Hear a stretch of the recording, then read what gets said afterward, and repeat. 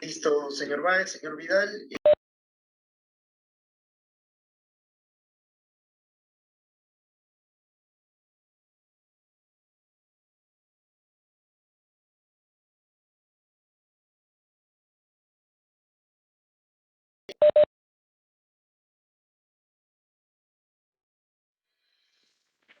Quizás hoy nuestros pasillos estén vacíos. Nuestros libros extrañen ser leídos. Nuestro auditorio, sus grandes conferencias. Nuestras aulas, su participación en el aprendizaje. Pero la Escuela Nacional de Control no se detiene. Transformamos nuestra metodología de aprendizaje. Nos adaptamos a esta nueva era digital, con herramientas tecnológicas para la actualización y modernización del Estado. Lanzamos nuestra maestría en control gubernamental en modalidad virtual, con el respaldo de la Contraloría General de la República del Perú y reconocido por la SUNEDU. Capacitamos el Sistema Nacional de Control con una innovadora metodología de enseñanza para fortalecer el proceso de aprendizaje a través de aulas invertidas. Realizamos eventos virtuales de manera constante y transmitiendo conocimientos a los servidores públicos y fiscalizadores. Componentes nacionales e internacionales que comparten sus experiencias y conocimientos en la gestión pública. Organizamos mesas de concertación con escuelas del Estado y la red digital con las escuelas de posgrado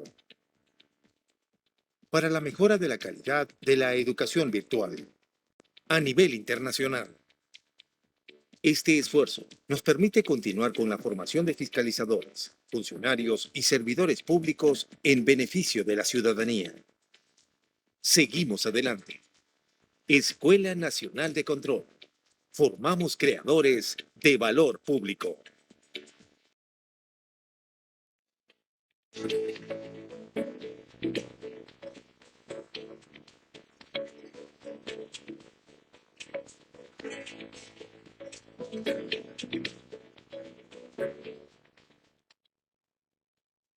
Muy buenas noches a todas y todos los presentes. A nombre de la Escuela Nacional de Control de la Contraloría General de la República, les damos la más cordial bienvenida a la conferencia La revolución del mercado de trabajo en la era de la economía digital, que dictará el magíster Renzo Vidal Caich.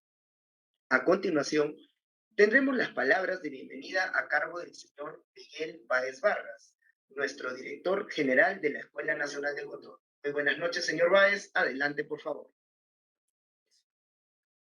Gracias, Jean Paul. Señoras y señores, ¿cómo están? Muy buenas noches a todos. Reitero las más cordiales bienvenidas a todos ustedes por estar aquí una noche más en el ciclo de conferencias que realizamos de manera permanente para poder compartir, difundir el conocimiento en relación a temas de interés, temas importantes, temas que les sirven a funcionarios públicos, a los auditores del Sistema Nacional de Control, a la ciudadanía en general.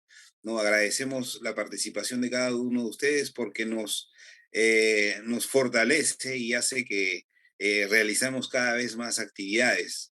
En esta oportunidad, como bien lo dijo Jean Paul, tenemos el placer de poder contar con la participación de Renzo Vidal, quien nos va a hablar sobre un tema bastante contemporáneo, ¿no? Algo bastante nuevo, que viene creciendo de manera importante, ¿no? Dentro de la mente, dentro del comportamiento de las personas, ¿no? Porque la economía digital es es la forma de cómo explicar el comportamiento de las personas en este nuevo contexto, ¿no? Tan dinámico, tan cambiante, tan fluctuante.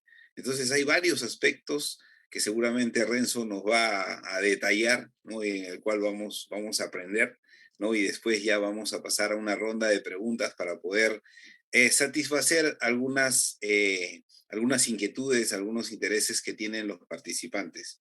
En lo personal, me gusta mucho de este tema de la economía digital, Renzo. Nuevamente te agradezco que estés aquí con nosotros, ¿no? Y ya nos encontramos para la ronda de preguntas. Muchas gracias. Adelante, Jean-Paul.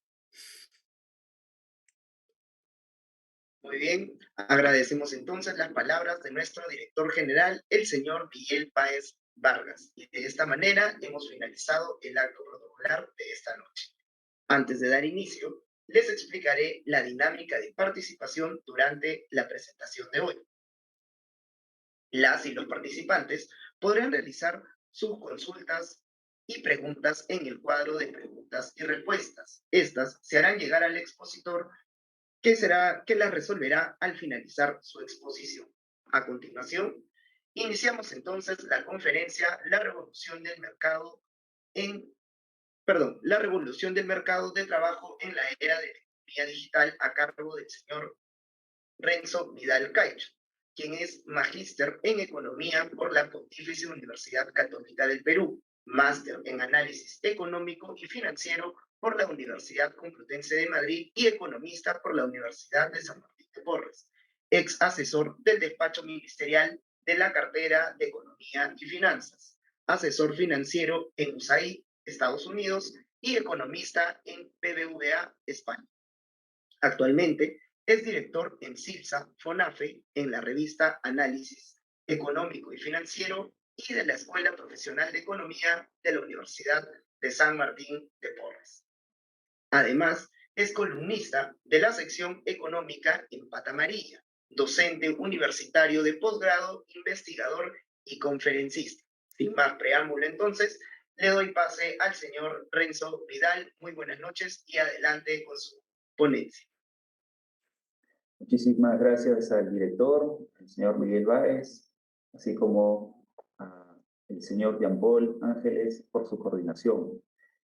Voy a presentar entonces las diapositivas. Sin más preámbulo, por favor, permítanme compartirle a todos ustedes. Como muy bien lo ha referido el doctor Báez, pues esto está muy ligado a los temas de la era digital, ¿no? La economía ya está transformándose. Economías emergentes todavía no lo están observando. Ya las economías en desarrollo, posiblemente del sudeste asiático, no tanto los tigres del Asia, pero sí los que los acompañan ya están transformándose. Y ya ni qué decir en los mercados en realidad desarrollados, ¿no? Yo voy a mostrar un poco esa transición que se está dando y que nosotros no lo estamos viendo, pero que sin embargo va a llegar en algún momento a Perú y posiblemente no estemos preparados y no tengamos las políticas públicas como para poder estar muy preparados para esta era revolucionaria. Sin más, deseo presentarles justamente la revolución del mercado de trabajo en la era de la economía digital.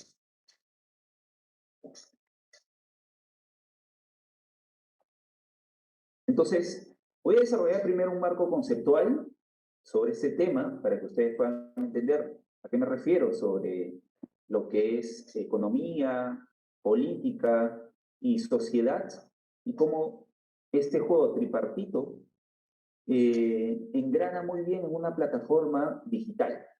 Pero ¿por qué engrana muy bien? ¿Cuáles son esos engranajes, valga la redundancia, que van a permitir que este juego entre tres formas de gobernar puedan adaptarse rápidamente a esta era?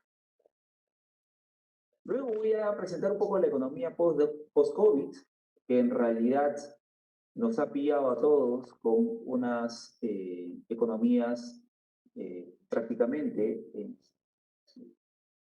posible recesión en algunas, y me refiero a recesión de que no están creciendo a ritmos antes anticipados, sino que están aguantando ese crecimiento, ya que las políticas monetarias están siendo muy restrictivas. ¿Y eso qué significa? Tasas de interés elevadas y por ende restricción en la liquidez. Eso genera un impacto negativo en el consumo, principal variable dentro de la medición del PBI. Luego voy a ver un poco la globalización con ustedes, cómo es que la transición que vienen dándose, los flujos migratorios que se están dando a nivel mundial, y nosotros no somos ajenos, somos una economía emergente, estamos viéndolo ya. De hecho, se anticipaba esta migración, dado de que estas economías latinoamericanas principalmente se han visto golpeadas por el COVID. La falta de trabajo, la poca convicción de un futuro mejor, pues hace de que los compatriotas migren, no solamente los peruanos, estamos hablando de muchas personas de Sudamérica que están trasladándose a economías desarrolladas.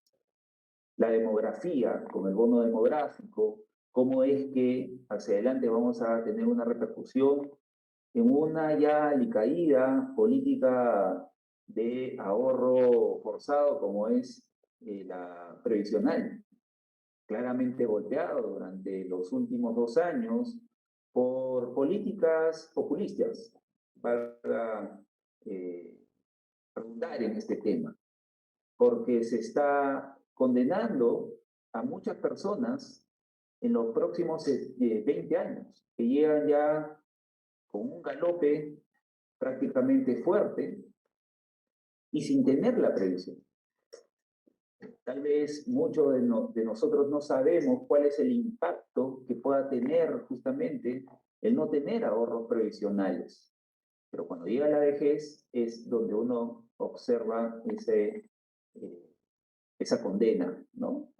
De poder no tener justamente los mismos ingresos cuando tenías justamente esa edad como para poder trabajar y ahorrar. Y por último, decanto en la revolución digital, ¿no?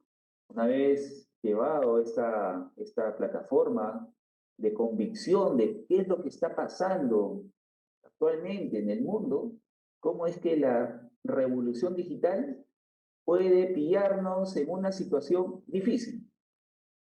Y se lo voy a demostrar porque va a haber gente que posiblemente ya no entre a un mercado laboral competitivo y que sea rápidamente relegado. ¿Qué va a hacer el gobierno en ese momento cuando tengas a una gran cantidad de personas desempleadas porque la era digital los ha puesto a un costado? Pues eso va a ser algo muy preocupante para los futuros gobernantes. Comencemos. El marco conceptual. En principio, este juego tripartito, como les dije, la parte económica, política, social, es un engranaje que necesitamos siempre observar. No puede ir la economía desligada a la parte social, menos aún a la parte política. Y ahora lo estamos viendo. Decisiones que posiblemente no sean las más correctas, y no solamente de parte del Ejecutivo, sino también de parte del Legislativo, hacen mella a lo que podría ser hacia adelante una revolución de la era digital en el Perú, pero que todavía no existe esa plataforma, porque no nos preocupamos por ello. Nos vamos a preocupar cuando veamos mucho desempleo al respecto. Eso es lo que nosotros tenemos que prever. Entonces, la economía, sistema político y social, pues engrana, por ejemplo, de la economía no social en la infraestructura de clases medias, y esta le da la educación tras un mercado interno mucho más productivo, porque le está dando la economía justamente ese respiro a la sociedad para que pueda prepararse y darle esa educación. Ya lo decía Mincer en su famosa fórmula, donde en realidad tú vas a tener expectativas de ganancia mayores cuando tengas 2 variables importantes, educación y experiencia laboral. Desde el lado de lo social al sistema político, claramente el sistema político le da ese estado eficiente que se está en realidad rompiendo, ¿no? No se está viendo esa eficiencia. Y la sociedad va a reclamar en algún momento este sistema político. Porque ya sucedió en Chile, hace posiblemente un poco más de 5 años, con esa ruptura entre la sociedad y el sistema político, donde un Chile ya ahogado, posiblemente por una educación que solamente era para una élite, y donde tenías una educación semi-pública, ¿no? Porque al final tenías grandes problemas económicos y mucha gente que tenía que pagar en un sistema público. Eso va a tener alguna consecuencia en el Perú, en algún momento, ¿no? Entonces, la transparencia, los valores, ya se están dando, claramente. Y del lado del sistema político, de la economía, pues en realidad, lo económico es lo racional, se está pidiendo a gritos la institucionalidad, y la institucionalidad lamentablemente no es una prioridad en los últimos gobiernos, porque esto no viene desde este gobierno, sino estamos hablando de por lo menos unos 5 años atrás. La institucionalidad está en el piso, en realidad. Y sin institucionalidad, el crecimiento económico se ve pues relegado, ralentizado, porque hay una variable importante detrás de ese crecimiento. Más allá de que tú generes productividades, para la redundancia, con los factores de producción, como capital humano y capital físico, si tú no tienes institucionalidad, no tienes justamente ese efecto propulsor para que la economía despegue. No lo hay. Entonces, va a tener sus consecuencias, posiblemente en los próximos años, de tanto golpe a la institucionalidad que se está dando. Y sin embargo, reforzar el crecimiento se da prácticamente con una situación de que solamente se piensa de que hay una política económica y una política monetaria que va a solucionar el tema. Y no es así.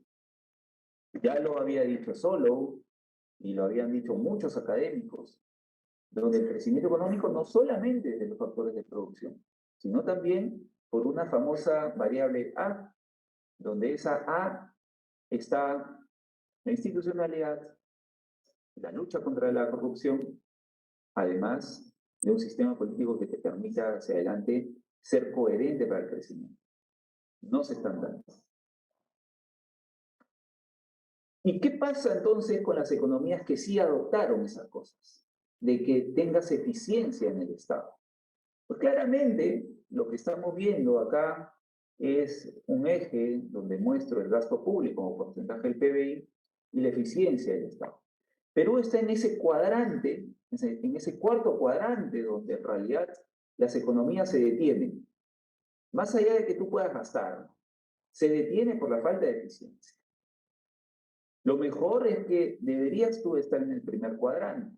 Estados Unidos, Alemania, Finlandia, Reino Unido, China, etcétera, crecen a tasas galopantes. Claro, estamos hablando de 2019, previo al COVID, pero crecían de manera galopante.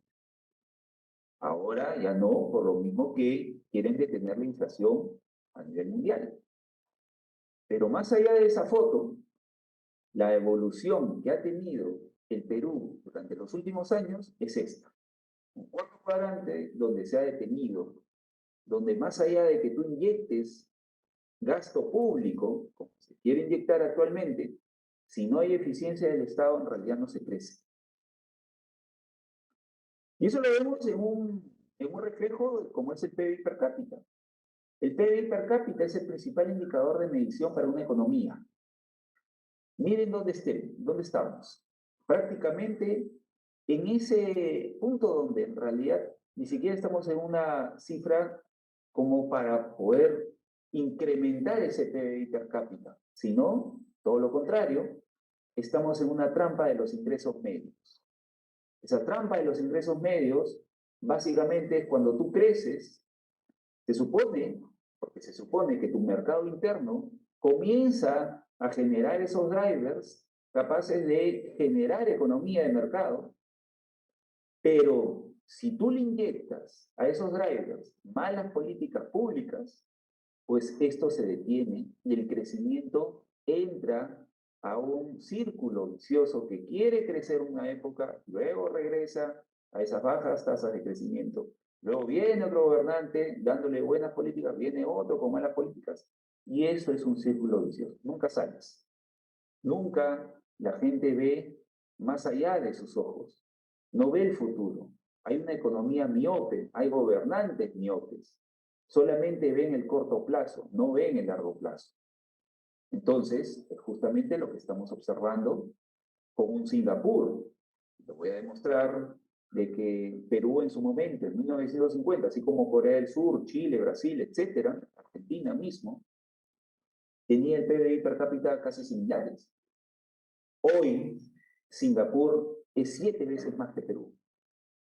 Es decir, si actualmente un peruano de manera anual gana aproximadamente $6.000 o $7.000, estamos hablando de que una persona que vive en Singapur hoy está ganando cerca de $70.000, $50.000, $60.000 en promedio anual.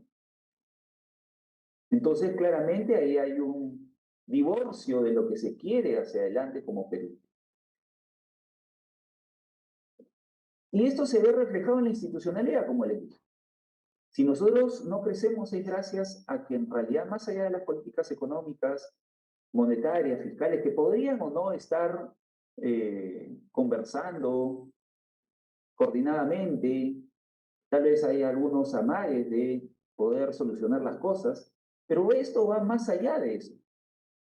¿Por qué? Porque ya les comenté, hay muchos autores en la literatura económica que más allá de las buenas intenciones de las políticas económicas, esto no va a funcionar si tú te divorcias de la parte política y de la parte social. Y claramente les he demostrado de que la institucionalidad y la falta de eficiencia del Estado en realidad es muy pobre. Somos como un país africano posiblemente. Entonces, estamos condenados siempre a estar en estos ingresos, en la trampa de los ingresos medios. ¿Por qué? Porque no se está viendo el futuro. Y a eso vengo a decirles, que justamente la tecnología, que es la que te va a sacar de esa trampa de los ingresos medios, pues tú puedas saltar y dar ese salto que necesitas para poder entrar en esa liga de los ingresos medios altos. Los países más ricos definitivamente confían más en su gente y la gente confía en su sistema político. Claramente lo estamos viendo, la correlación que puede haber entre la confianza y el ingreso familiar es altamente positivo cuando tú tienes confianza. Porque sabes que van a haber cosas que van a mejorar. Podría estar en el corto plazo deteniendo algunas inversiones, generando menos portafolio en tus activos, no comprando, por ejemplo, un carro, una casa en el corto, pero sí en el mediano y en el largo plazo, no van a detener tus ideas, tus sueños. Eso es confianza. Ahora la gente ya no ve eso. La gente dice, ni loco voy a comprar un activo. Pues la transformación de ese portafolio de activos que cada familia tiene ha cambiado. Esto lo habíamos anticipado ya antes y lo estamos diciendo ahora con los puntos sobre las IES.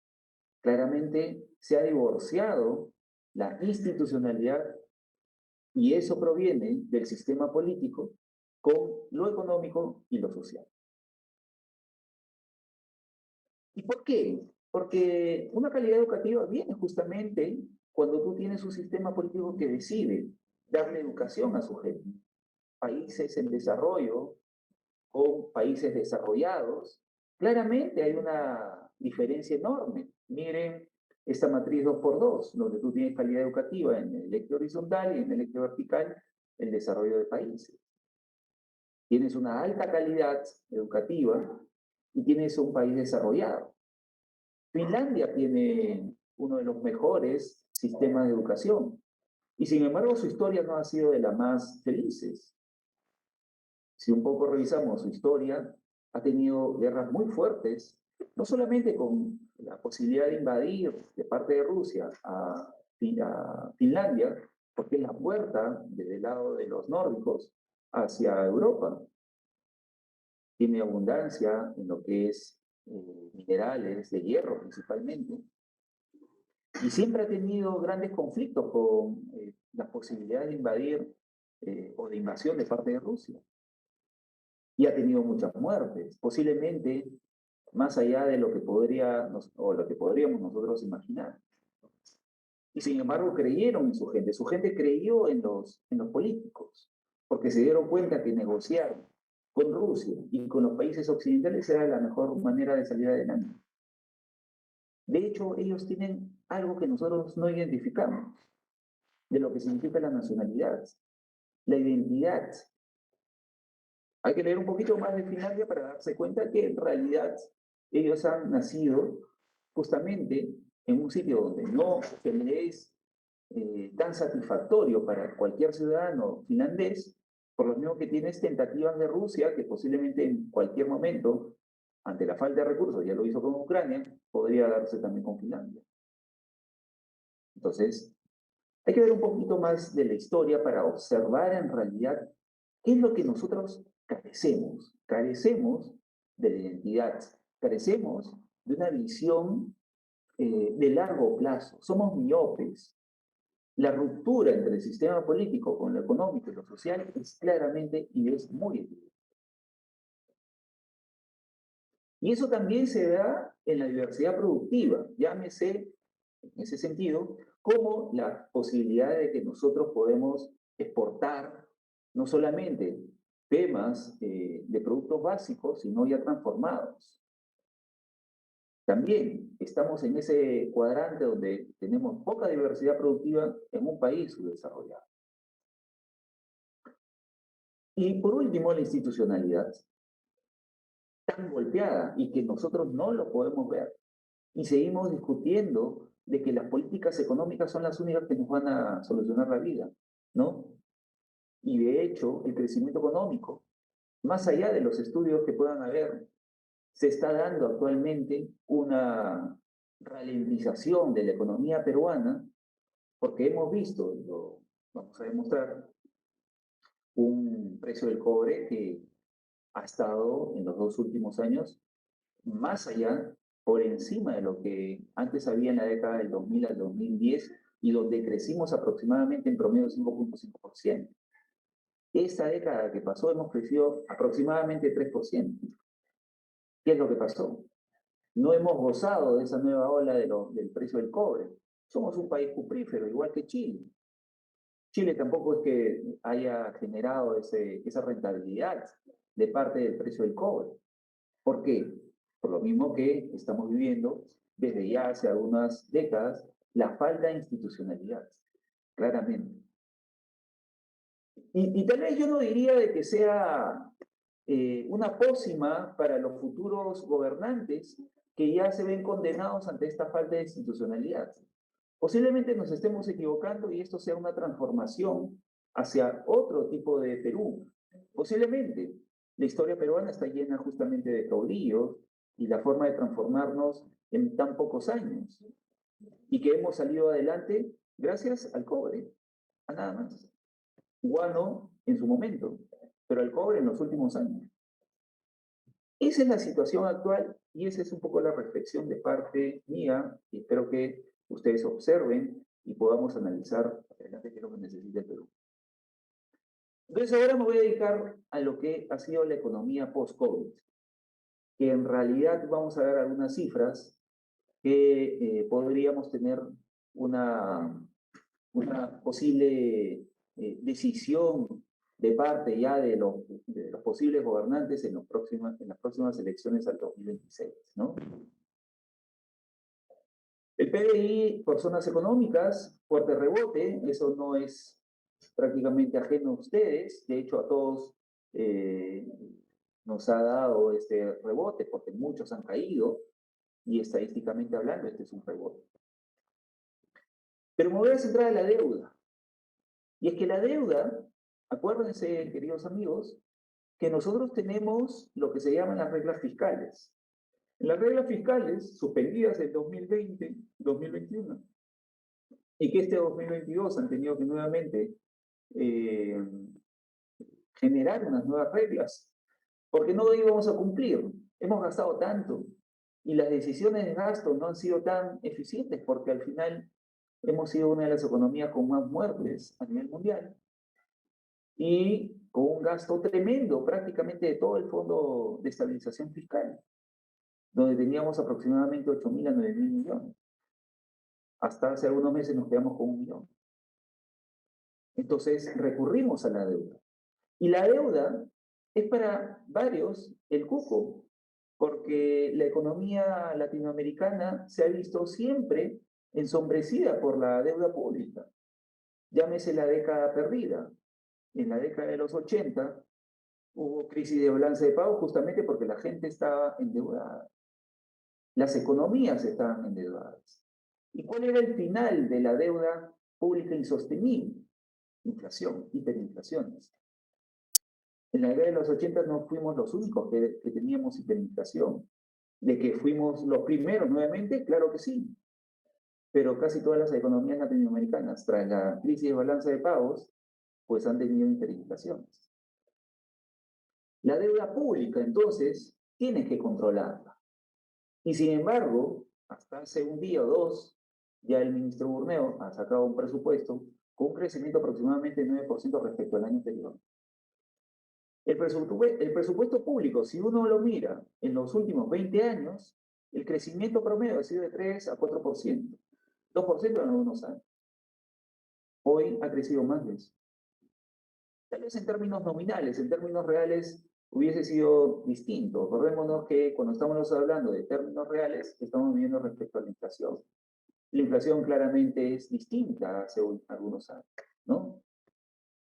Pero igual quiero hacer hincapié a este tema. La deuda pública, si tú no la controlas bien, te puede llevar a un default. Estamos muy lejos de hacer eso, claramente. Gracias a Dios, no hemos tenido problemas de desfalcos en lo que es las reservas internacionales, que es el blindaje de la economía peruana. Sin esas, en realidad, estaríamos en estos momentos algo peor. Y la deuda latinoamericana, pues, si nosotros lo comparamos respecto a otros países, no estamos tan mal. Por lo mismo que les acabo de decir, estamos blindados. Pero ¿hasta cuándo nos puede durar un blindaje cuando le estás dañando a cada segundo, porque ya ni día, ni semana, ni mes, sino a cada segundo la institucionalidad? Entonces vemos las consecuencias de la poca institucionalidad. Venezuela es el claro ejemplo. Venezuela está súper endeudada. Una hiperinflación, un crecimiento falso, porque muchos piensan de que Venezuela está creciendo 10%, entonces ya está cambiando la economía. No. La economía no cambia, sino más. La economía no solamente necesita el respiro de estos factores de producción, sino la convicción de los gobernantes como para poder sacar adelante la institucionalidad. Y claramente no lo tiene Venezuela. Argentina está entrando en ese agujero negro. Ya hemos visto en las últimas noticias los claros indicios de poca institucionalidad. Entonces, podría este escenario cambiar hacia adelante. Brasil, Bolivia, posiblemente estén algo lejos, y nosotros estamos muy lejos de eso. Pero estamos yendo en ese camino. Estamos yendo a un paso lento, posiblemente mirando a nuestros vecinos al costado, pero nadie sabe que esa pendiente de ese camino puede variar y podemos resbalarnos y crecer más en este tema de la deuda. Las tasas de interés, como les dije, si bien este gráfico está posiblemente hacia el 2020, porque esa era un poco la idea de darles ese post-COVID, ya hemos pasado esa etapa, ya estamos en unas economías que ya prácticamente están en la era normal. Esta figura ha cambiado, ¿no? La figura ya es distinta, ya han subido tasas, hay indicios de iniciar una gran restricción de política monetaria de parte de Estados Unidos, y a nivel mundial ya se está dando. Perú, en poco menos o un poquito más de un año, pasa de 0.5 a 6.5, posiblemente siga subiendo hasta 7. Las consecuencias, un crédito bastante fuerte, bastante alto, tasas de interés. Yo antes pagaba, por poner un ejemplo, el año pasado, 100 soles de deuda por el consumo de una tarjeta de crédito, ahora pago posiblemente 300 soles, gracias a la subida de tasas de interés. Esas son las consecuencias, posiblemente, de tener tasas de interés altas. ¿Pero por qué? Por lo mismo de este efecto inflacionario. Vemos en los principales commodities, petróleo, desde el lado de los alimentos, estamos hablando de soya, de maíz amarillo y además del trigo, que si bien en los últimos meses estuvieron bajando, han revertido nuevamente el crecimiento. Y es que ya hay problemas de reservas a nivel mundial. Y más aún que Rusia invadió a Ucrania, uno de los principales exportadores de estos commodities. La deuda, entonces, es el gran fantasma para muchos países. Estados Unidos, posguerra, después de haber ya iniciado el Plan Marshall, pues se inició una fuerte deuda para sostener las economías a nivel mundial, derrotadas por la Segunda Guerra Mundial. Roosevelt, fallecido, entra con la posibilidad del nuevo presidente para poder sacar adelante la economía que se está hundiendo, con un plan Marshall. Y como ustedes pueden ver en lo pintado con verde, pues la deuda comenzó a incrementarse fuertemente, 120%, no es nada que podría sorprendernos después de una guerra. Pero después, esta se alivia con otro plan hacia adelante de poder manejar, pero entra Reagan y comienza nuevamente a observar de que las tasas de los ratios de deuda están muy bajos. Es como hincarle, es como darle ese pellizco a aquellos gobernantes donde le dicen, oye, abusa un poquito más de este ratio, si está bajo. El gran problema es que cuando abusas y cuando inicias el abuso, pues comienza esta a crecer ya de manera desordenada. Si tú no tienes institucionalidad, no tienes un orden de poder llevar las cuentas fiscales, claramente esto va a tener grandes consecuencias. Para que tú te puedas endeudar, necesitas cuentas fiscales claras, transparencia. La pregunta es si este gobierno y los próximos harán lo mismo. Entonces, pasado la economía post-COVID, vamos a ver un poco esta era de la globalización, previo a la era digital, a esa revolución misma. Como ustedes pueden ver, y ahora lo van a ver en pantalla, el movimiento de cómo pasa las economías justamente desde un 1990, donde entra la globalización, y cómo las economías hacia adelante evolucionan. Acuérdense que yo estoy reflejando acá la participación de cada economía a nivel mundial sobre el PBI per cápita. ¿Ok? El PBI. ¿Eso qué significa? Que muchas economías han evolucionado su participación y sus ingresos. No todos, de hecho, economías que no están dentro de la OECD han evolucionado más, y esto es gracias a que las economías del sudeste asiático, así como aquellas que están en Asia Menor, India, China, algunas del sudeste, tigres del Asia, pues han cobrado una participación enorme dentro de esta hegemonía mundial del grupo de los 7 o de los grupos de los 20. Pues claramente acá ya se han despegado y eso es un poco, es esta bolita un poco más grande que las otras. China e India comienzan a despegar. Entonces, ¿por qué? Esto se da porque básicamente las políticas, y lo voy a seguir reiterando, institucionales de mejorar la calidad educativa han sido prioridad en muchos de esos países. Y eso tiene efectos, de todas maneras, spillover en distintas economías sociales, como la educación y la salud, para poder salir adelante. Si no tienes cómo crecer en capital físico, por lo menos dedícate a crecer en capital humano, en educación y salud. Y eso se ve en el gasto, por ejemplo, de consumo de la clase media. Claramente, la India, si ustedes ven, en el 2000 era muy minúsculo. Ahora en el 2048, que posiblemente se venga más tarde, más temprano que tarde, perdón, la India va a ser uno de los grandes consumidores hacia adelante. ¿Nosotros estamos viendo como un posible mercado a la India? No creo. China es otro de los mercados que ya está entrando a ese galopante curso de una participación hegemónica, desplazando economías como la rusa y como Estados Unidos. Y el gran problema es que ellos son una economía que ven distintos a los occidentales.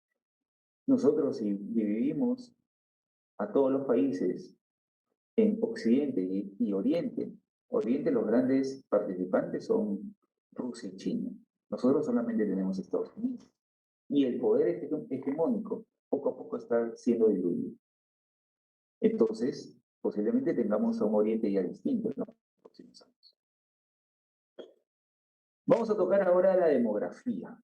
Y acá es lo que justamente me podría preocupar a mí y a varios de ustedes.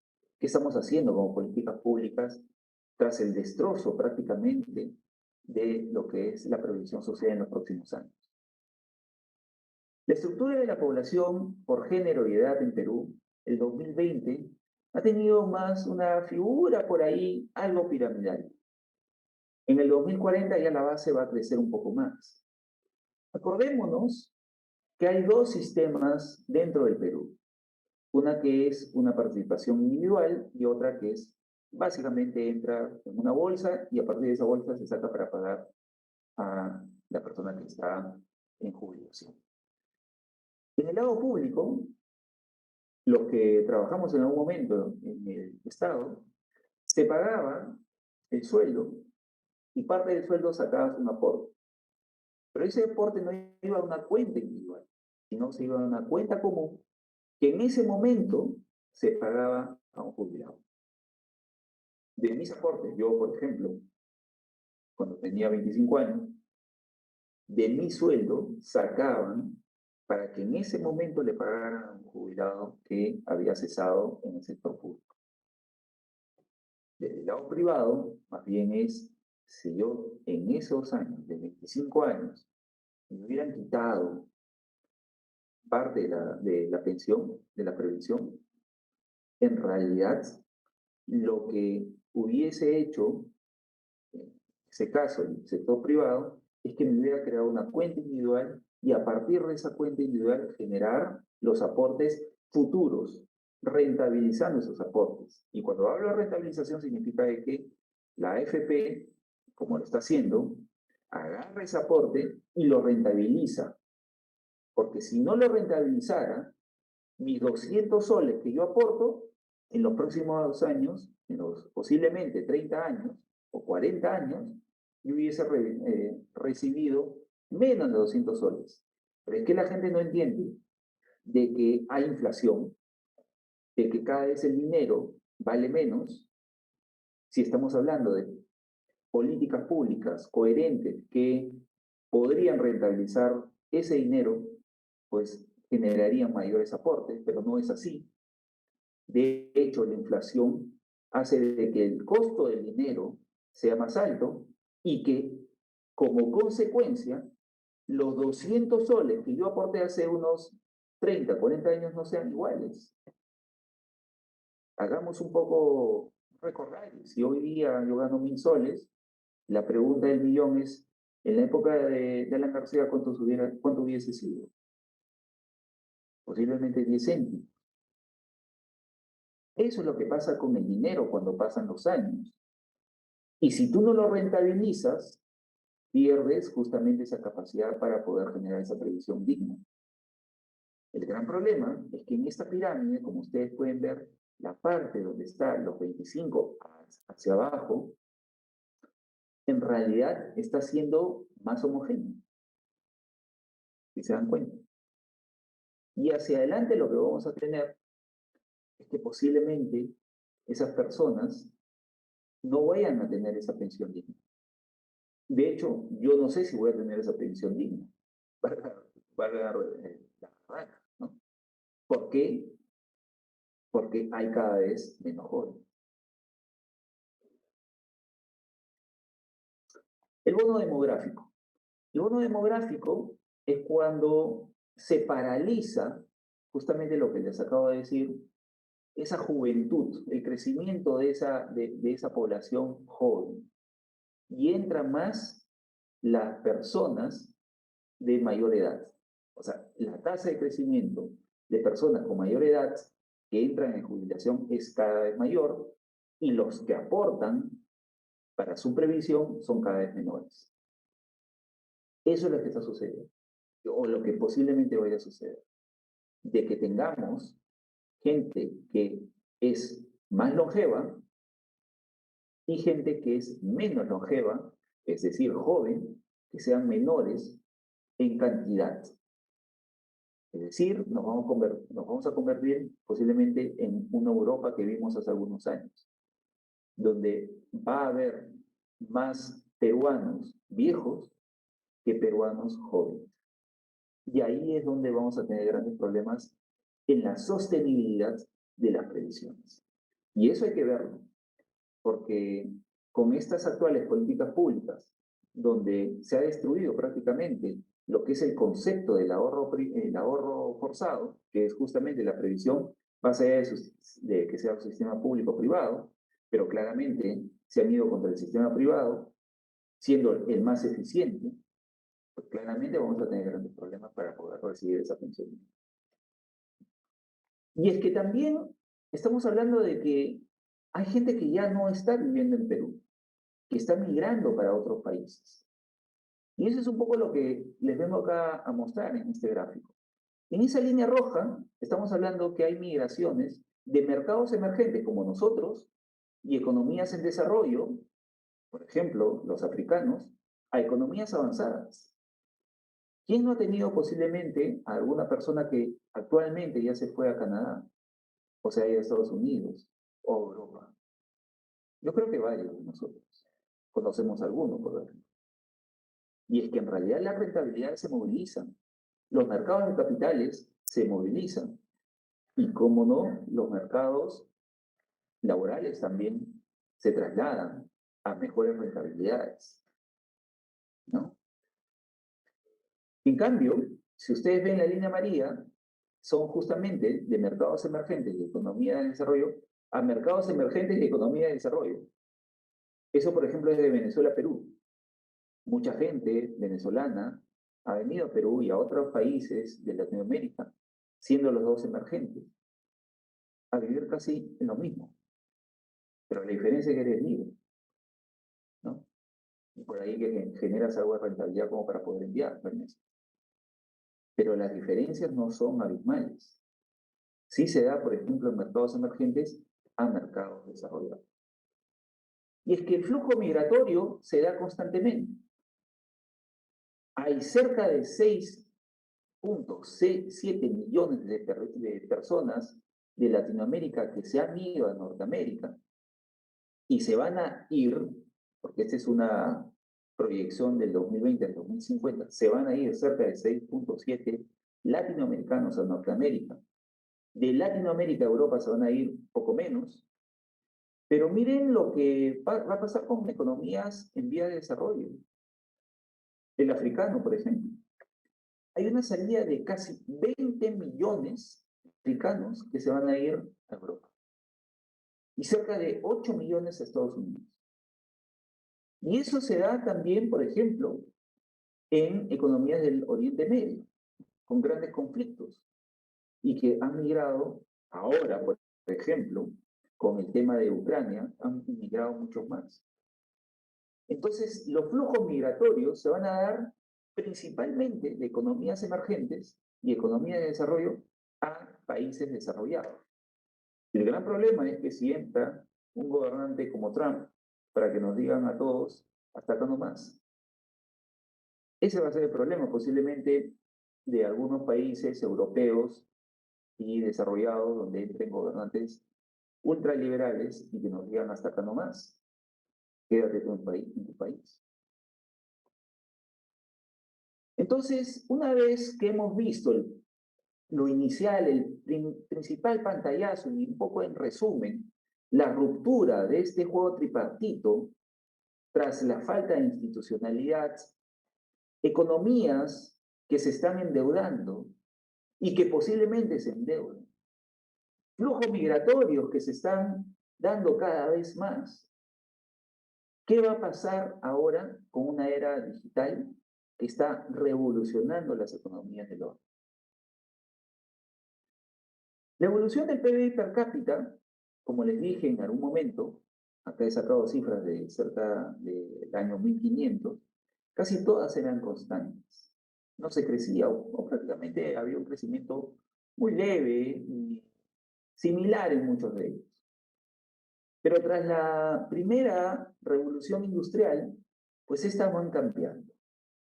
De hecho, como ustedes pueden ver, está Reino Unido con la figura ploma, está Estados Unidos claramente con esa figura media mostaza o línea, perdón, pero no contagió a otras economías que en ese momento eran pobres. Singapur no hicieron mucho. Singapur ahora les gana. ¿Por qué? Es un archipiélago, ¿eh? Es un archipiélago donde está rodeado solamente de mar, no tiene muchos recursos naturales, salvo peces. Así de radical, les digo, ¿no? Está lleno de rocas, mar, peces. Y sin embargo, es una de las economías que tiene el mayor PIB per cápita. Y es que fueron gobernantes que en su momento eran dictadores, ojo, hubo 1950 hacia adelante, hasta esta era, pues dos dictadores muy duros para Singapur. Y de hecho, revolucionaron. Y es que, si queremos verlo, eran como un Pinochet. Eran claramente dictadores, pero que no tenían problemas para saber qué es lo que necesitaba su economía. Pinochet en su momento contrató a los Chicago Boys, trajo a los mejores economistas para decir qué necesitamos como Chile para crecer. Eso es lo que hicieron los gobernantes de Singapur. Y al igual que Chile en su momento, pero Singapur con más fuerza, creyó en su gente y con el capital humano que necesitaba. Nosotros no creemos, y tampoco queremos dictadores, pero no creemos o no somos capaces de ver de que lo que necesitamos es capital humano. No podemos verlo. Y es que la línea de transición en el tiempo se da justamente con sociedades industrializadas. Desde 1890, con la Revolución Industrial, la primera, la segunda, y estamos en una cuarta, en realidad se está dando en estos momentos de manera muy rápida. Y es justamente esta era digital.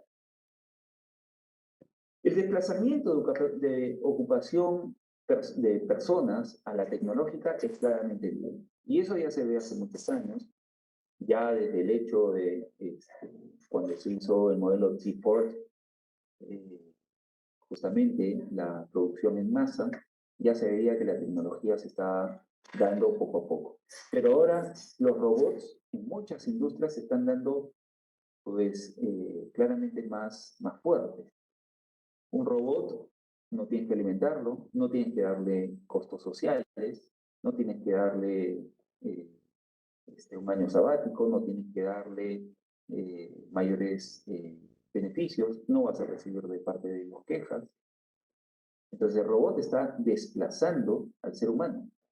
Y eso ya no solamente se ve en películas, ya se están viendo en muchas economías desarrolladas. Y es que las desigualdades, cada vez que nosotros estamos enfrentando con la estabilidad política, se están dando claramente. Entonces, la economía digital está justamente en ciernes porque tras la falta de institucionalidad política y claramente diferencias, desigualdades en la sociedad, pues esto puede ser un caldo de cultivo para hacia adelante tener una revolución más fuerte de la industria. Por lo mismo que les digo de que las institucionalidades están siendo debilitadas, adoptar esta era digital va a ser mucho más difícil, pero ya economías en desarrollo, desarrolladas, ya la han adoptado. Entonces, las desigualdades que nosotros vivimos tras la poca estabilidad política, hace poco coherente hacia adelante que nosotros adoptemos esta tecnología, pero que va a llegar y nosotros no vamos a estar preparados y va a incrementar la desigualdad. Más una inestabilidad política, caldo de cultivo para algún tipo de problema social. Y es que la evolución de las productividades a nivel mundial, pues se han dado de manera muy fuerte. Acá les presento las principales economías mundiales, ¿no? Australia, Canadá, China, Alemania, Japón, Singapur, Corea, España, Reino Unido, Estados Unidos, Francia, todas claramente con una tendencia positiva. LAC o América Latina, en realidad, ni tendencia positiva ni tendencia negativa. Simplemente están en nada. No hay claramente acá una tendencia. Perú, ni qué hablar. Estamos hablando de que las productividades son bajísimas. ¿Y de qué llamamos o a qué llamamos una productividad? La productividad es la variación del empleo tras la variación en el producto. Es el producto marginal del trabajo. Eso es productividad.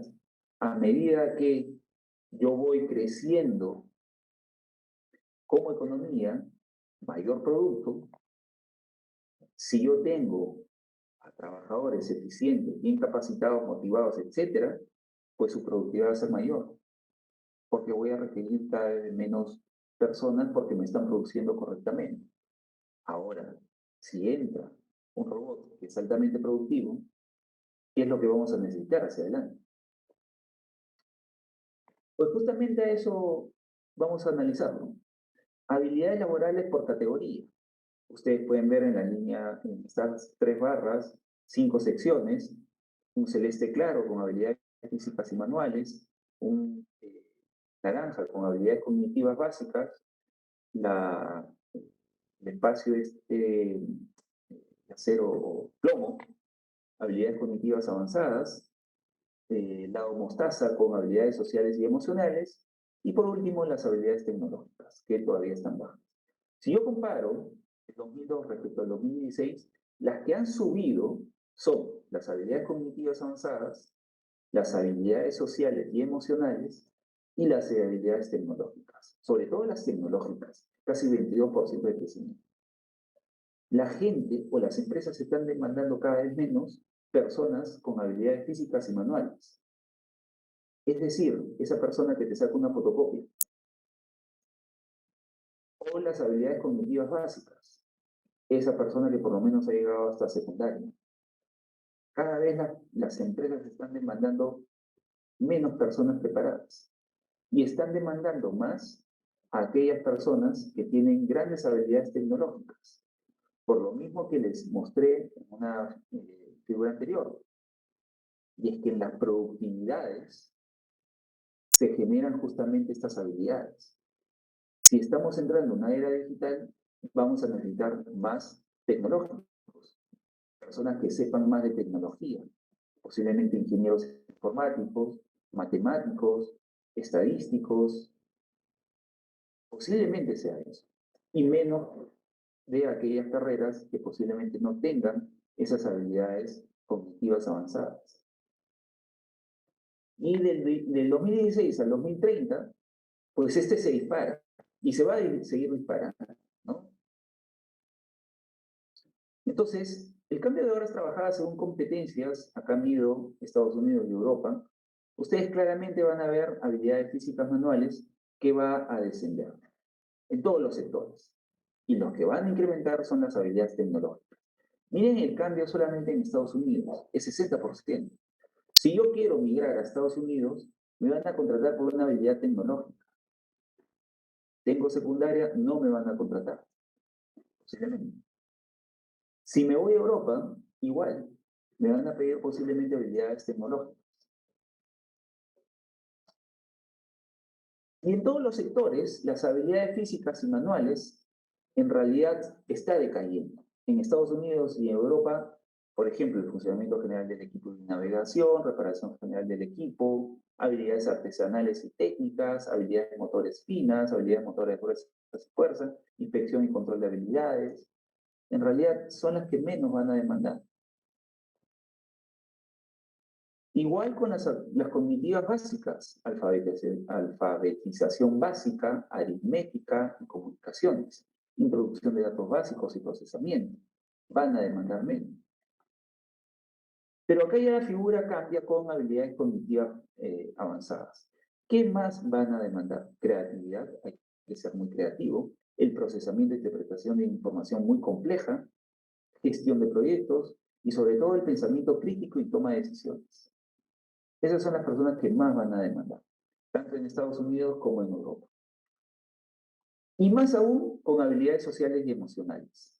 Habilidades de comunicación y negociación, habilidades interpersonales, empatía, liderazgo, espíritu empresarial y tomas de iniciativas, adaptabilidad y aprendizaje continuo, enseñar y formar a otros, son las que van a demandar más. Y es que estamos entrando en una era digital que justamente necesita gente motivada, gente con liderazgo, que va a tener que tomar decisiones muy fuertes hacia adelante. Y eso se acompaña claramente con habilidades tecnológicas. Si tú tienes habilidades digitales básicas, van a ser altamente demandadas. Los conocimientos avanzados de informática y programación, muy demandados. Estoy hablando de acá hacia adelante. Acuérdense que estoy siendo futurista. Análisis avanzado de datos y conocimientos matemáticos, diseño, ingeniería y mantenimiento de la tecnología, investigación científica y desarrollo, son los que van a demandar. Si a eso le unes o lo pones en un camino con personas que tienen liderazgo, esas son las principales personas que van a tener una gran demanda de parte del mercado laboral. Entonces, viendo ahora a las personas que funcionan dentro de una empresa, ¿a quiénes van a demandar más? Pues claramente están los profesionales asociados y profesionales. Gerentes van a demandar, sí, de hecho hay un 3%, los empleados también, pero más los profesionales y profesionales asociados, que van a tener un liderazgo hacia adelante. Y esto es en Europa, ojo, y los trabajadores en realidad van a ser poquito a poco relegados. ¿Por qué? Porque acá trato de mostrar a aquellas gerentes o profesionales que van a ser poco reemplazados. ¿Y quiénes van a ser más reemplazados? Trabajadores, operadores, trabajadores de servicios y ventas y trabajadores agrícolas. Ellos tienen más posibilidad de ser reemplazados por la era digital que aquellas que les acabo de mostrar como gerentes, profesionales, directores, etc. Y las tendencias claramente se van a dar hacia adelante, con distribución de transporte, negocios y otros servicios, principalmente los servicios y todas las industrias. La automatización se va a dar claramente en este tema de los servicios. Van a desplazar a gente que está dedicada en estos sectores principalmente, más que en manufactura, construcción, sector primario. Entonces, ¿dónde hay países con alta tecnología? ¿No? Claramente en Europa, estamos hablando de Suiza, como ocupaciones de alta tecnología, miren, claramente estamos hablando de los nórdicos, con Finlandia a la cabeza, porque ellos tienen una buena preparación. Y el crecimiento promedio anual del empleo, principalmente van a ser muy homogéneos, salvo de Uganda, pero ahí van a ser muy homogéneos. ¿Qué va a pasar con Latinoamérica? En realidad, el valor de ventas online en el Perú es muy bajo respecto a otros países, ¿no? Como Brasil, México. Entonces, tienen grandes oportunidades hacia adelante aquellos inversionistas que ven esta era digital e invertir en el Perú sobre este tema. El gasto en tecnología, en realidad en el mundo, se da principalmente con nuevas tecnologías. Miren, esta va a crecer, más allá que sus participaciones en millones de dólares, pues en realidad está en promedio, pero son las que van a crecer más adelante. En el mundo, los bienes con tecnología en comercio global, hasta el 2020 era Asia. Asia es es uno de los países con mayor producción de TIC hacia adelante. Y para la logística empresarial, pues sistemas transaccionales, sistema de control, sistema de planeación operativa van a requerir justamente de esta era tecnológica hacia adelante, ¿no? Y las principales regiones operadoras de logística, claramente casi todas están en una parálisis todavía, por lo mismo que hay posibilidades de seguir creciendo en estas economías cuando la introducción de la era digital se dé ya con gran galope. La descomposición de los costos comerciales, por ejemplo, muchos de los países están desplazando estos costos operativos hacia adelante con justamente lo que es gastos en conectividad de las TIC. La gente está apostando más en TIC, tecnología de la información, más allá de otros costos. Entonces, lo que trato de demostrar en esta figura es que si yo soy empresario, ¿cuánto es el porcentaje que yo gasto en TIC? Es justamente 20, 18, 17, 18, 17 en los años entre el 2000 y el 2016. Y esto posiblemente siga incrementando. La digitalización en las finanzas, también se están dando con el blockchain, la robótica de automatización de procesos, inteligencia artificial y machine learning, otras tecnologías claves, minería de datos, análisis de datos, todo esto configurado en una era digital. Y la digitalización en los retails, también con el e-wallet, el comercio unificado, el control del fraude, mejorar la experiencia de la compra, comprensión del cliente, código abierto, utiliza muchísimo lo que es Machine Learning. Porque cuando uno entra, por ejemplo, a una de las tiendas por departamento, desde el inicio ya sacan el perfil que tú tienes y te redireccionan, van redireccionando. De hecho, en algunas economías avanzadas, y se está dando en algunos centros acá en Perú, pero en economías desarrolladas ya se está dando, que hay cámaras que detectan tu rostro, te identifican, entran a la base rápidamente, dicen cuáles son tus perfiles, te reconocen con tu DNI, etcétera, cuáles son tus perfiles. Entran a tu Facebook rápidamente y comienzan a ver cuáles son las posibilidades que tú quieres de comprar cuando entras en esa tienda.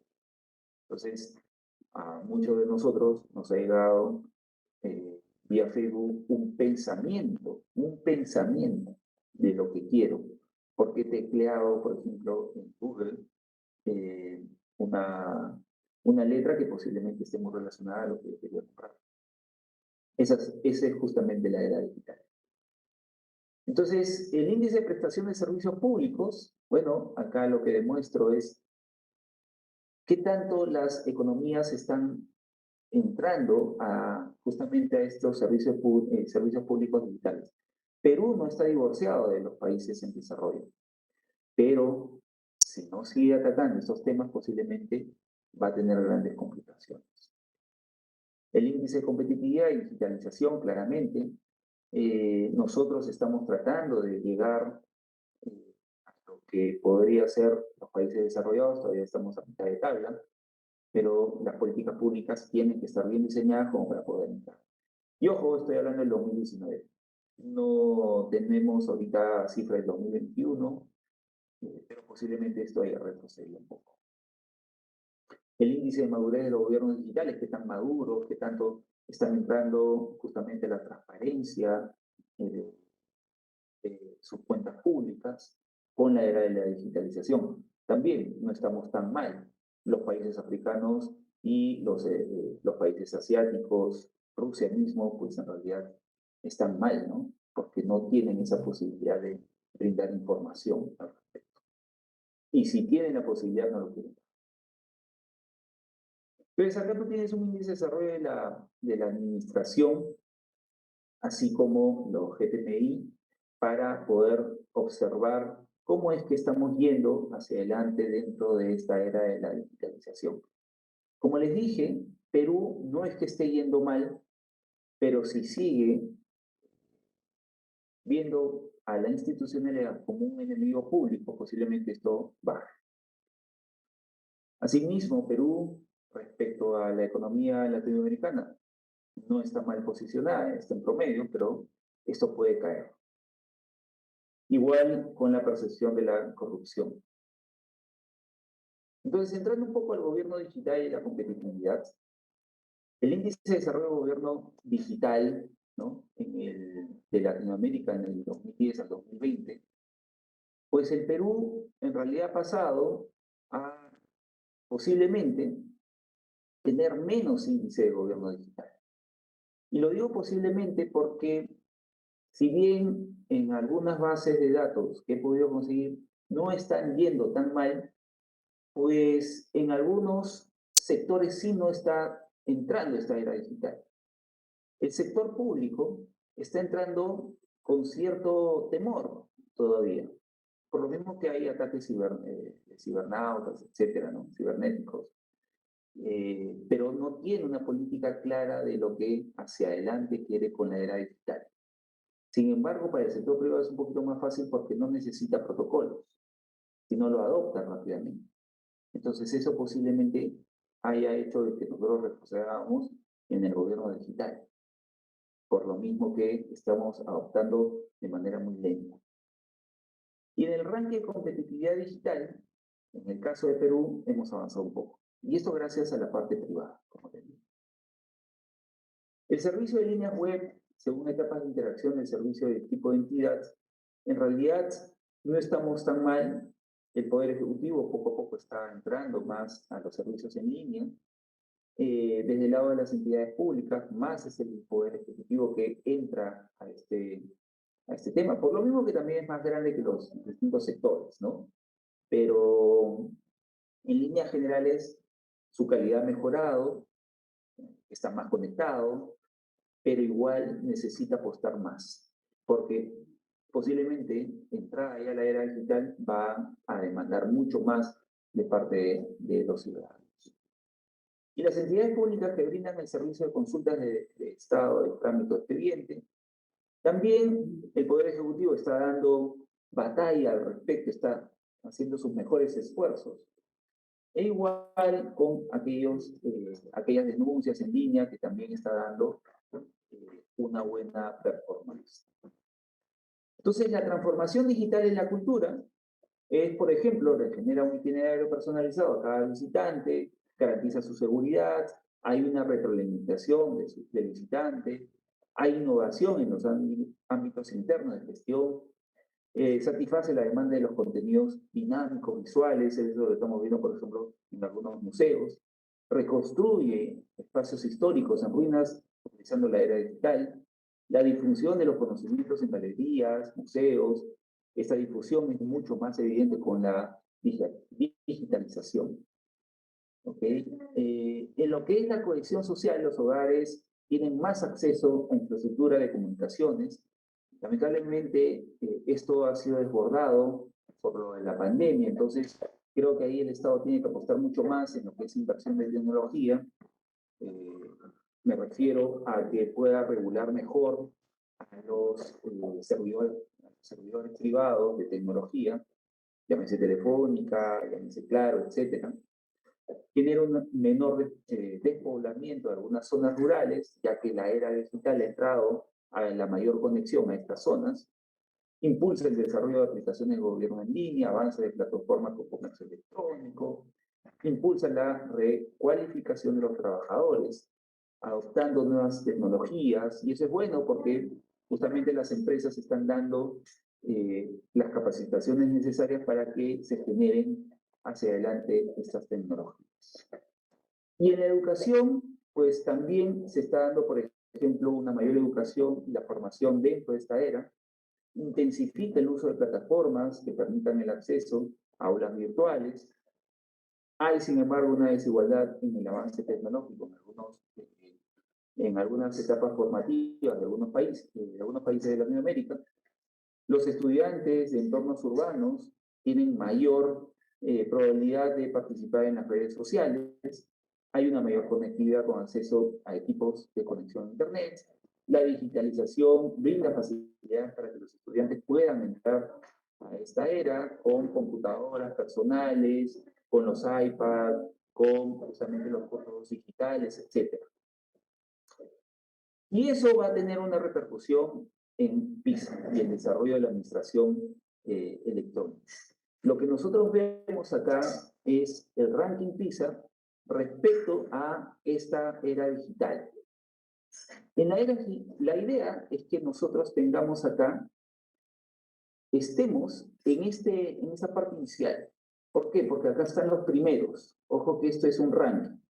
Entonces, si yo veo en este cuadrante, si yo lo divido en 4, en el cuarto cuadrante están los primeros. Ojo con eso. Y en el primer cuadrante están los últimos. Perú está entre los últimos. Pero la idea, si es que adopta rápidamente la era digital, esto posiblemente vaya avanzando y entremos a una transformación muy rápida como lo está haciendo China. Adoptando justamente esta era digital, no solamente en la educación, en la cohesión social, en la parte cultural, ya hemos visto en la parte privada cuáles van a ser los principales capacidades que van a demandar las empresas, etc. En la salud también evoluciona la relación doctor-paciente, ya con, por ejemplo, con las atenciones en línea, nunca antes visto en Perú. De hecho, en la era del COVID, pues ya los doctores nos atienden vía teléfono, ¿no? Hacemos videollamada. La mejora del tratamiento de los médicos. Ahora ya se están viendo los tratamientos con simulaciones, ¿no? Eso es bueno porque ya no necesitamos generar tantos cadáveres que se estaban demandando en los departamentos de medicina de las universidades, ¿no? Ahora ya con la era digital se puede hacer justamente este tipo de prácticas que necesitan los médicos. Permite intercambiar experiencias con especialistas de otros países, o la capacitación en línea de trabajadores de salud, robustece el sistema de gestión de citas y evidentemente hay otros tipos de interacciones que se puedan dar en la era digital con la salud. Y asimismo en la socialización de los niños, ¿no? La transformación digital ha aumentado el número de niños que se conectan en línea. Ahora, el gran problema es vigilarlos, ¿no? Porque también hay grandes problemas de abuso de índole sexual o de acoso en la era digital, sobre todo en la niñez. La conectividad cambia las reglas de juego también para los niños. Se ven más tentados a estar justamente en una computadora. Crea la nueva línea divisoria donde los niños podrían obtener más ventajas con la tecnología. Acordémonos que en los próximos años van a demandar más personas tecnológicas, relaja el acceso a Internet, aún fuertemente relacionado a ingresos a los hogares, acorta la brecha de aquellos países avanzados en términos de Internet con justamente los países que están en vías de desarrollo. Impulsa simultáneamente aquellas condiciones que favorecen el desarrollo y la penetración de las aplicaciones en red. El uso del comercio electrónico mejora el manejo de la gestión del riesgo, amplifica la conectividad enfocada al uso recreacional de las redes, el audio. En los mayores de 75 años llegan a un 20% en el uso de Internet.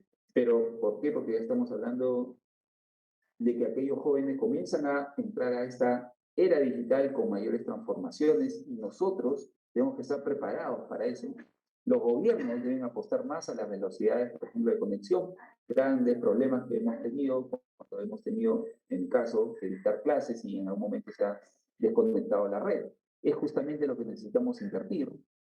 Y por último, la desigualdad de la conectividad en los jóvenes del mundo. Los que están muy conectados son los que están con un celeste más transparente. Los que están menos desconectados son los que están más en azul. Claramente hay mucha desconexión. en países que son más desiguales, como los africanos y la parte de Asia Menor.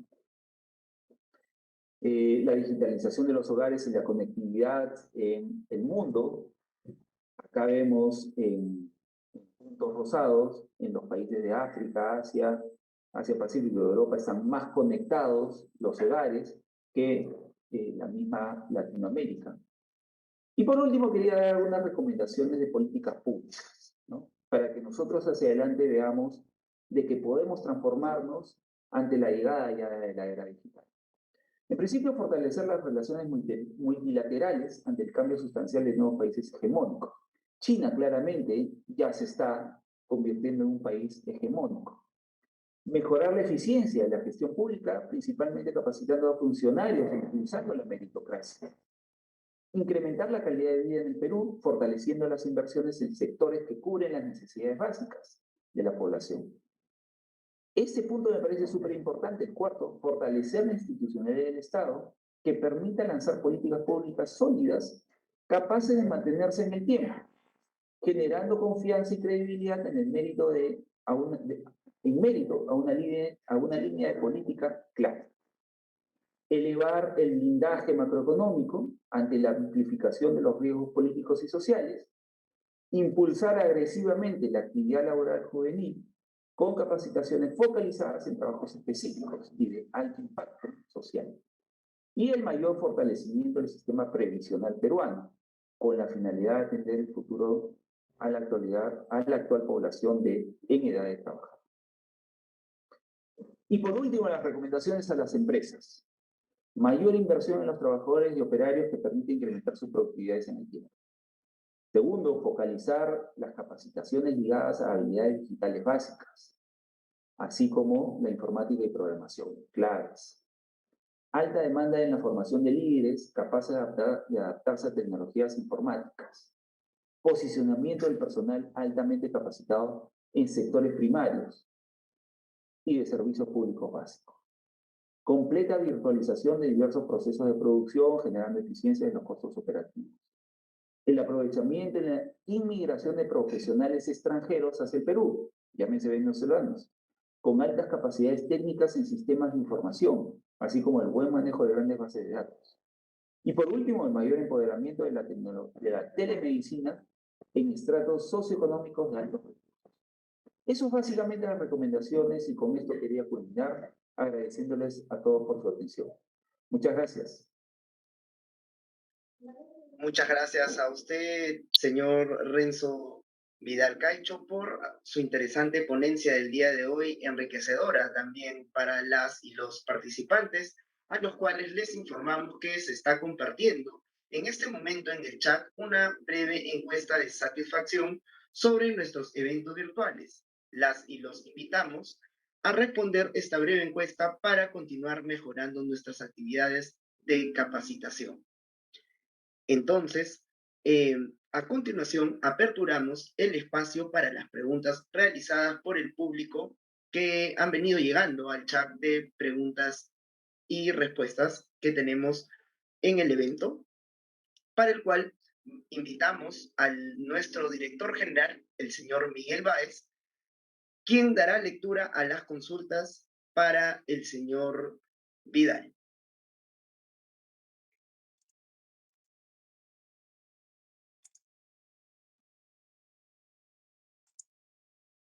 Gracias, Jean Paul.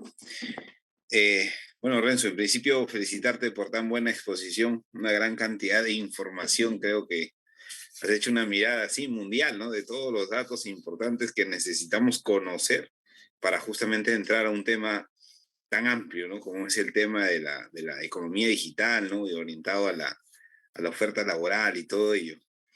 Hay una pregunta que estoy seleccionando dentro de todas las preguntas porque no creo que lleguemos a todas. La oferta laboral en relación post-COVID, ¿no? Ha cambiado en relación al posicionamiento geográfico, o sea, es decir, la gente está trabajando muchos desde su casa. Entonces, hay una pregunta en donde dicen, si puedo trabajar desde mi casa para empresas de Perú, ¿Puedo trabajar desde mi casa para empresas del mundo y ganar un poco más? O sea, si yo tengo una expertise adicional y sé que hay una oferta, una demanda laboral en, no sé, en otro país, ¿yo puedo aplicar ese trabajo? Sí, claro. El gran problema es que si cumple justamente lo que requiere esta demanda laboral. Lo que he tratado de demostrar es que lo que está o lo que se está demandando actualmente son aquellas personas con dos cosas primordiales: habilidades cognitivas avanzadas, reflejadas en un liderazgo, en el poder de comunicación, pero también con un procesamiento de datos bastante bueno, con las habilidades tecnológicas. Entonces, si cumplimos esas dos, ligados también a una forma de poder llevar a un equipo, pues es altamente demandado. Más allá de lo que podría ser, por ejemplo, el tema del idioma, ¿no? Cubrir una plaza en países desarrollados, en realidad es muy difícil, pero no imposible. Pero sí debemos de tener en cuenta que hay dos cosas que nos están demandando. Uno, liderazgo comunicacional, habilidades interpersonales, con habilidades claramente tecnológicas. Y no solamente de programación de datos fuertes, de grandes bases de datos, sino también habilidades cognitivas avanzadas, como las relacionadas a lo que ya les mostré, temas matemáticos, temas ingenieriles, estadísticos, etc. Gracias. Hay un fenómeno que está sucediendo en, por ejemplo, en países desarrollados. Se comenta de que la cantidad de repartidores de pizza en Nueva York van disminuyendo, mientras que está siendo reemplazada por mano de obra, por ejemplo, en ciencia de datos, ¿no? Es decir, los estudiantes que trabajan allá y se recursean, antes realizaban trabajos más operativos, ¿no? Tú has comentado de este tema, que van a ser reemplazados poco a poco, y la verdad es que en países desarrollados ya es una realidad, ¿no? Los jóvenes, o sea, ahorita prefieren trabajar en sus casas, sentados, haciendo un trabajo de datos, ¿no? A estar en calles repartiendo pizzas, ¿no? Y por ahí leí un documental de ese tema. Entonces, la pregunta un poco orientada a alguien que tiene cierto interés es, eh, ¿qué aspectos de tecnología, ¿no? Porque, o sea, digamos, hay que saber qué abordar, ¿no? O sea, el mercado, qué cosa está comenzando a necesitar, ¿no? Para que se vayan preparando, ¿no? Esa es un poco la pregunta. ¿Por dónde empezar para este tema del cambio tecnológico que ya se ve en los países avanzados? Claro, muy buena pregunta y de hecho lo demostré también de esa desconexión actual de lo que es el sistema político con la parte económica y social. Hay una disfuncionalidad y eso está haciendo una ruptura entre la parte del sistema político con estas dos partes que es la economía y lo social. Y básicamente está entrando por la poca institucionalidad. Si seguimos con ese camino, con ese derrotero de la poca institucionalidad, la adopción de esta era digital va a ser cada vez peor. Por lo mismo de que no vamos a tener una visión de largo plazo en desarrollar a un capital humano, llámese personas con altas capacidades para generar justamente lo que está demandando los países desarrollados. Si nosotros no entramos ese derrotero por la poca institucionalidad en la economía peruana, posiblemente adoptar nuevas medidas con transformación de planes curriculares en los colegios o en las universidades, pues va a ser prácticamente nulo. Entonces, ¿por qué? Porque más allá de que tengamos buenas intenciones de hacer cambios en los planes curriculares, no vamos a tener a gente muy bien educada y de hecho vamos a tener que retroceder un poco más para darles habilidades cognitivas básicas. Entonces, ahí es donde nosotros tenemos que apostar. En principio, hay un enorme compromiso hacia adelante de los posibles gobernantes hacia el futuro. No de parte de nosotros, sino de ellos hacia nosotros. Ese sistema político tiene que ser transformar un poco a la economía peruana y adoptar las medidas digitales que provienen. Para esto necesitamos claramente una oferta laboral altamente preparada. Ya les comenté cuál es ese perfil que necesitan. Pero para poder adoptar ese perfil, necesitamos hacer cambios estructurales en la educación, tanto básica, intermedia, superior. Efectivamente, Renzo, o sea, por ejemplo, hay muchas empresas transnacionales, ¿no?, que invierten a futuro con la educación en algunos países, ¿no? Por ejemplo, es el caso yo escuché de una empresa transnacional, no voy a decir el nombre, pero digamos como que educa, ¿no?, de manera gratuita en temas digitales, ¿no?, de transformación digital, un poco de robótica.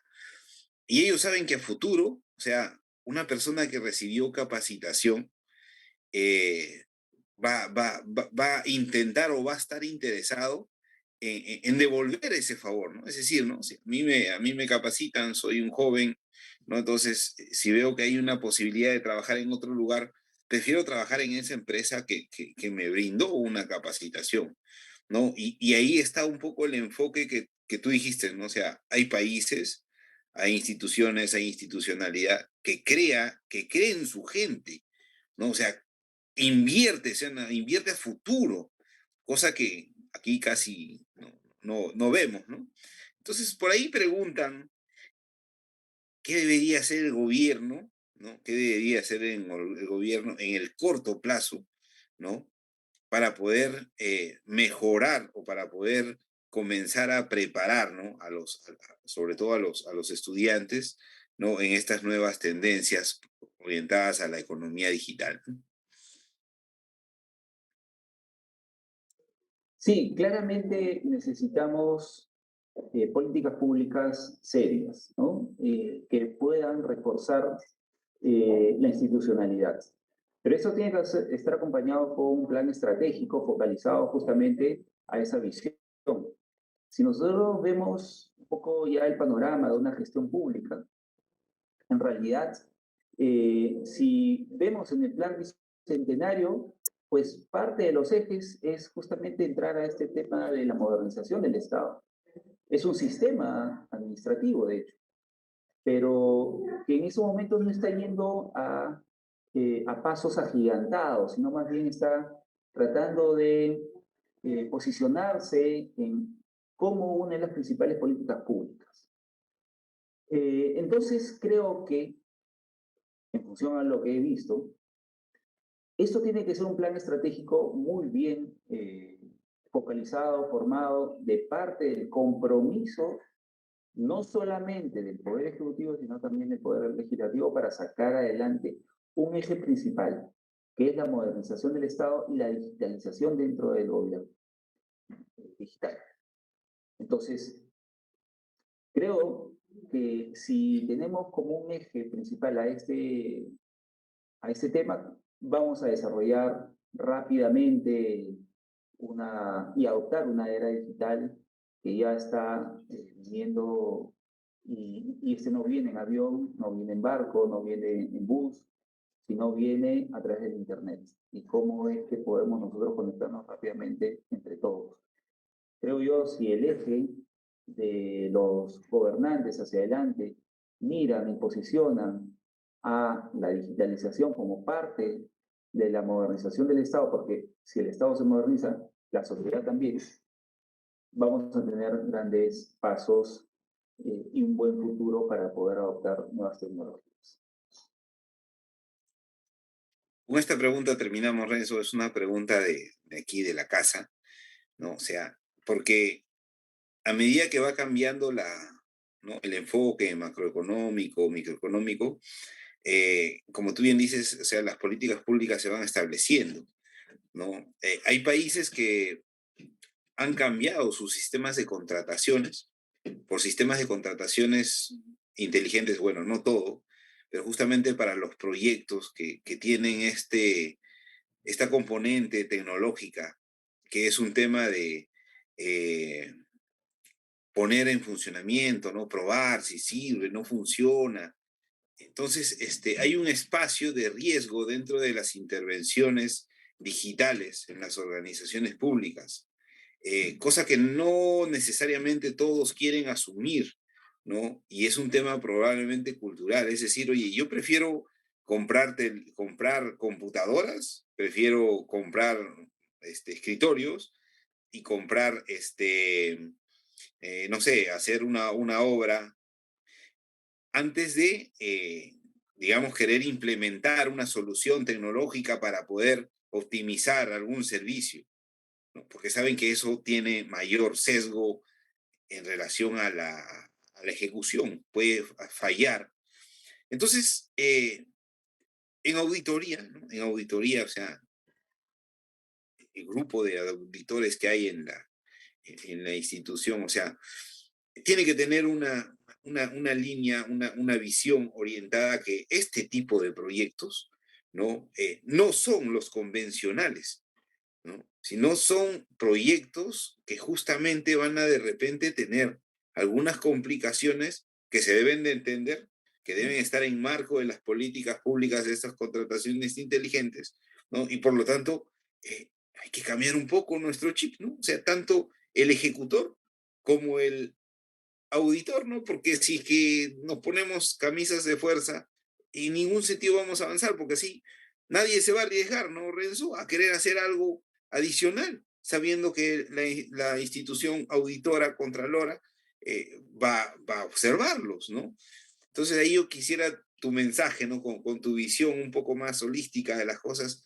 ¿Cómo es que debería de funcionar esta organización, estas organizaciones en relación que la cultura va cambiando, que hay que mirar los horizontes de esta forma, ¿no? Y abrir el panorama justamente para mejorar como país, ¿no? Sí, de hecho, es una pregunta complicada porque hay muchas conexiones ahí. Uno podría dar una visión más macro y no tan micro, pero creo que todo parte de un buen plan estratégico. La gestión pública nace de una buena política pública. Y esa política pública es la herramienta de un político. Si hay compromisos que puedan adoptar este sistema político y ponerse de acuerdo para poder dar batalla a una era digital que se viene, creo que se avanzaría muchísimo. Y es que la desconexión entre este sistema político con la sociedad y la economía es evidente. No hay una visión a futuro. Todo está escrito con buenas intenciones en el plano estratégico, pero no vemos eso. Si no, no estaríamos hablando de que tengamos pues grandes problemas de conectividad. Estamos en Lima, posiblemente no tengamos problemas en algunos distritos, por lo menos en los distritos del centro, pero si vamos un poquito más allá de distritos en el este o distritos en el sur o en el norte, y ya ni que hablar en algunas regiones, provincias o municipalidades que están muy alejadas, pues el problema de conectividad es gravísimo. ¿Y por qué no se da? Es la pregunta. Porque no hay un derrotero, no hay alguien que exija que ese eje se tiene que atacar. Entonces, yo creo, desde mi visión, que si el sistema político funciona, se conecta con estos dos ejes adicionales, el económico y el social, para adoptar las mejores decisiones y crecer como Perú, pues yo creo que van a darse hacia adelante en los próximos años una buena institucionalidad respecto a las conectividades y a la era digital. Estamos transformándonos. Usted lo dijo, doctor Báez, de que en realidad ya la demanda y la oferta laboral son distintas. Ya hay otro tipo de misiones. Nosotros no estamos preparados. porque estamos hablando de 33 millones profesionales, posiblemente no lleguemos ni a 5 millones, posiblemente. Y estoy siendo muy exagerado. Si solamente contamos el mercado laboral, las contrataciones que da el sector público y el sector privado, son aproximadamente 5 millones de millones, pero de toda la masa laboral. Entonces, si a ellos le sacamos gente que por lo menos tenga universidad o maestría o doctorado, eso se reduce a un 10%. Entonces, no estamos preparados para llevar a cabo ese tema. No tenemos esa capacidad porque no es un eje central. Entonces, hablar de algo más micro, más detallado, creo que pecaría. Yo más bien dirigiría las fuerzas a atacar claramente los ejes institucionales, ¿no? Creo que eso es básico. Si el sistema político se compromete con una visión a futuro, pero no de largo plazo, sino del corto y mediano, podríamos cambiar. Eso es básicamente. Muchas gracias, Renzo. Y no sé, algunos minutos finales para una recomendación final a quienes quieran ver un poco más, con mayor interés, ¿no? La economía digital, porque realmente cuando uno comienza a leerlo, cuando uno comienza a revisarlo, se da cuenta que ahí está la explicación de lo que está sucediendo en el mundo, ¿no? Entonces, estos minutos son para unas recomendaciones finales, por favor. Bueno, las recomendaciones en principio va en educarse. Converso mucho con alumnos. Yo enseño en una universidad en pregrado y en posgrado en otras. Y veo esos dos perfiles. Uno que es un joven muy animado por sacar un título profesional y veo a una persona ya profesional con ganas de especializarse. Y en las dos observo algunas carencias digitales. Por ejemplo, el no manejar algo tan simple como un Excel. O posiblemente no saber cosas básicas de programación. Porque ahora los softwares son gratis. Y si uno quiere hacer cosas muy rápidas, uno puede hacer una programación rápida y la computadora lo hace por uno. Pero solamente con especialidades básicas, como por ejemplo entender el Excel, eso es para mí un gran paso. O sea, tener por lo menos el conocimiento básico de hojas de cálculo y poder llevarlo eso a una programación, eso para mí debería ser primordial. Entonces, lo que quiero dar el mensaje de que para entender la economía digital tienes que educarte. No solamente entrar con la convicción de sacar un título, sino saber entender de que la especialización que tú estás haciendo es justamente para un futuro. Y no solamente familiar o profesional o personal, sino un futuro de la sociedad peruana. Renzo, muchísimas gracias por tu contribución esta noche. Estoy seguro que muchos lo van a ver y después van a ver también los videos en repetición. Nuevamente, gracias. Esperamos contar contigo en otra oportunidad y lo dejo a Jean Paul para cerrar el evento. Gracias. Bien, muchas gracias a usted, señor Báez, gracias a usted también, señor Renzo, por habernos compartido su valiosa experiencia, conocimientos y sobre todo el tiempo esta noche del día de hoy para con las y los asistentes. Se les recuerda que se otorgará la constancia de participación a aquellos que se hayan inscrito de forma correcta en la plataforma. Las constancias se enviarán a los correos electrónicos registrados en 25 días hábiles posteriores a la culminación de la capacitación. Hacemos énfasis en que las constancias solo llegarán a aquellos que hayan asistido y permanecido durante toda la conferencia de hoy. Asimismo, las y los invitamos a compartir su experiencia sobre nuestras conferencias en la sección de opiniones de nuestro Facebook, lo que nos permitirá mejorar y continuar con estas sesiones gratuitas. Nuevamente hacemos el agradecimiento a usted, señor Vidal, y muy buenas noches con todas y todos los presentes. estudiantes. Gracias. Muchas gracias, mi amable doctor Báez. Gracias. Gracias, Renzo. Muchas gracias. Estamos en contacto. Ahí te agregué, estamos en el LinkedIn. Cualquier cosa, estamos...